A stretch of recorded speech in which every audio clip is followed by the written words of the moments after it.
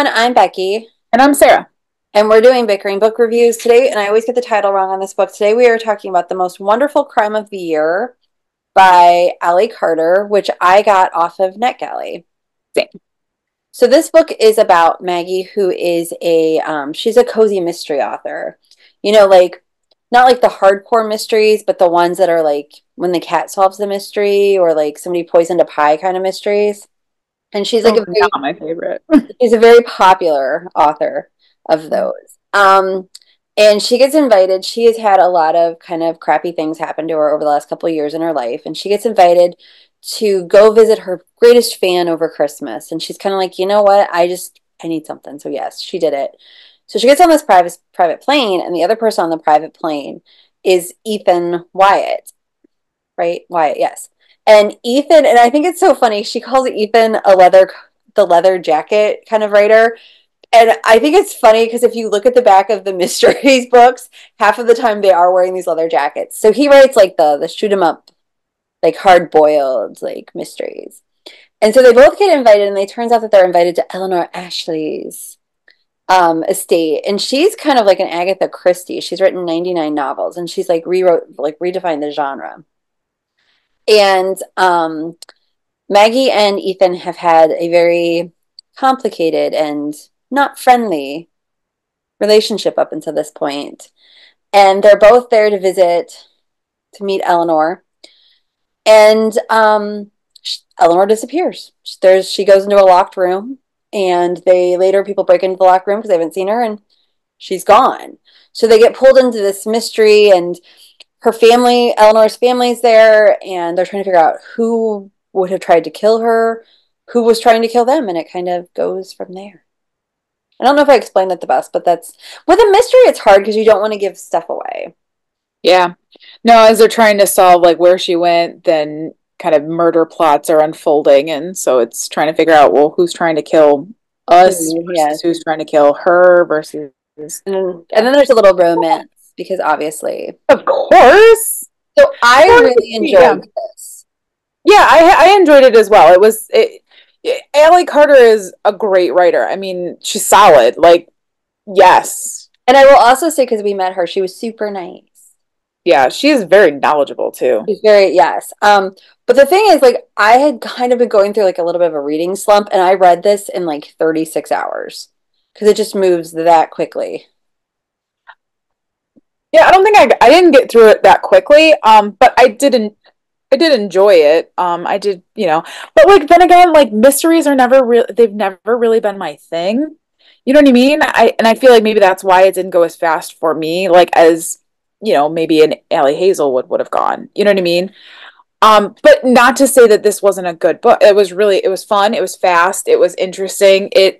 While it was set at Christmas and it was a Christmas book, it didn't fall into the Hallmark trope. It wasn't kind But of like you don't, I enjoy a good Christmas story. You do not. So that didn't trigger your Christmas hatred? no, no, it didn't. Because It it's didn't. so secondary, right? Yeah, Like, right, right. well, and I like because Maggie has like a really, really sad backstory. And I like how she kind of like gave it to you in bits and pieces because it could have been torture porn. It could have Yeah, very easily been trauma porn.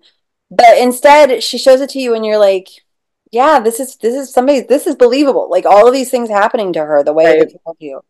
And right. I liked the relationship between Maggie and Wyatt, and it is a romance. And I liked how that happened and how it kind of It was sweet. it It was was sweet. sweet. It was sweet. And I liked Ethan's backstory Yeah, because I mean like his backstory was another kind of like believable. maybe a Uh, little less believable. but I mean like in the like Yeah.